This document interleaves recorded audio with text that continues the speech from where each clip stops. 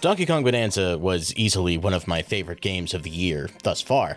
So I was really excited to see that Donkey Kong Bonanza was getting DLC, especially being DK Island, because I was pretty disappointed that you couldn't go to DK Island after you beat the game. If you saw our reaction to it, you know that I was pretty excited for this. After I wrapped up work that night, I bought the DLC and I started playing, and I don't really know how I feel.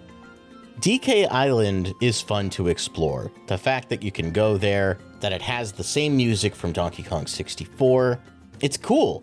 But I couldn't help but notice that you don't really do anything here. It's just a playground. And that's fine, I guess. But I was hoping that there would be some Bananza gems to find, some boss fights to be had, just a few objectives to actually do here on the level itself. There are 6 bonus stages hidden throughout the stage, so if you want to get some extra gold, this is a good way to do it. But after running around for a bit, I just kind of ran out of reasons to explore, and that was pretty disappointing to me. DK Island is a great addition, I just wish that it had come with some kind of actual content to play. Yes, we have Emerald Rush, and we'll get to that, but I wanted something that was exclusive to this level that you would do here, similar to the content from the main game that you would do here on DK Island. And there's just not anything here, really. You can spend 100 chips in order to get a statue to play around with on the island. You can take pictures with Rambi, Diddy, Cranky, and Dixie, and that's cute, but there still isn't a ton going on. There is a cryptic puzzle up here with this banana-shaped fractone, which I thought was pretty neat, but overall, still a bit underwhelming. Okay, you can stop screaming in the comments. I know we want to talk about Emerald Rush, which on its own is actually pretty cool. The first time you play Emerald Rush will be here on DK Island. So you could make the argument that this stage is the introduction to this new gameplay mechanic. And sure, I guess that's fine, but it still leaves a rotten banana taste in my mouth. Anyway, Void Kong is here. He hires you to join his company, which has now changed goals. Rather than collecting gold, he's all about collecting emeralds. And the way you do that is actually pretty neat. You'll have 90 seconds to explore the stage and collect emerald. Anything that was previously gold in the stage before is now emerald green.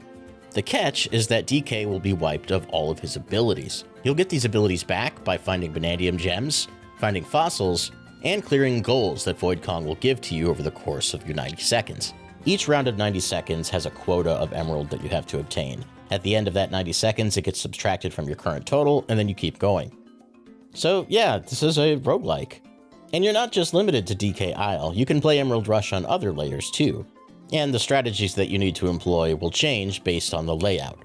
The layout in each layer doesn't actually change, so you can spend time planning out routes and getting better at each stage. As you complete Emerald Rushes, you actually get access to higher difficulties, which increases the rewards you get, but also makes the quota much higher. It wasn't really until my 3rd or 4th run on DK Isle that the mode really started to click for me.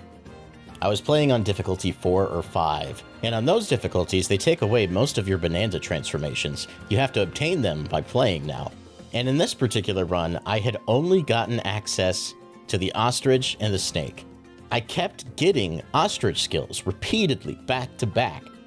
I had one that would increase the emerald yield when I defeated an enemy as an ostrich, and I had another one that increased the emerald yield if I defeated them using the egg bomb as the ostrich.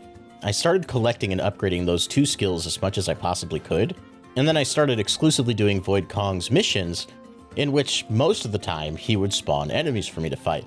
I started racking up emeralds so incredibly fast that I think by the end I had over 70,000 emerald extra left over. I was nowhere near close to losing that run, and that felt really good. I felt like I actually strategized, used what the game gave me, and was successful because of it.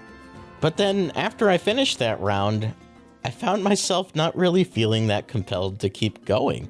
I kind of felt like I had understood how to beat the game, and that I didn't really need to try that much more. I felt like I could rely on these specific setups that the game gave me, and pretty much succeed without any resistance. I think part of the problem for me is that Emerald Rush runs take quite a bit of time. On certain difficulty levels, you'll be doing up to 10 different rounds, 90 seconds each. That's not a short amount of time. That's over 10 minutes playing Emerald Rush on a single run. You know, I know roguelikes tend to last a long time, but when you have so many stages available to you and so many difficulty levels on those specific stages available to you, it's almost too much.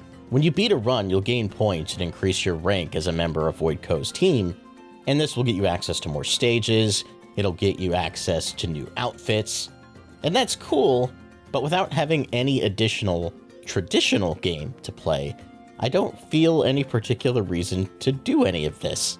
And that's a hard pill to swallow when I had to spend $20 on this in the first place.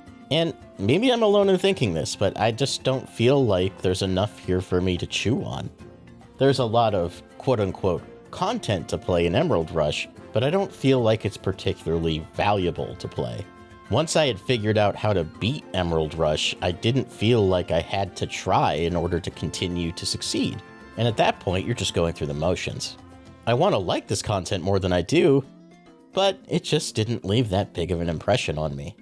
There are some other cool flavors, such as Pauline having slightly different versions of her songs in Emerald Rush when you transform, but I don't know.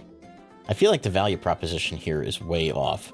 $20 for a level that has no additional content outside of the other new content being Emerald Rush doesn't sit right with me. $10 maybe, or maybe free as an expansion pack member on NSO. But I don't see why people who finished Bananza would really want to come back and play this in particular. But I'm curious what you think in the comments below. Have you bought the DK Bananza DLC? Are you enjoying it? Am I completely off base? Please let me know. I'd love to get your perspectives on this. As much as I love visiting DK Isle, seeing DK's friends, reaffirming that Candy Kong exists, there's just not enough going on here for me. For all your Nintendo Switch 2 news, reviews, and everything between, stay here to GVG. We have a lot more on the way. But until then, keep the games good and the vibes greater. Bye now.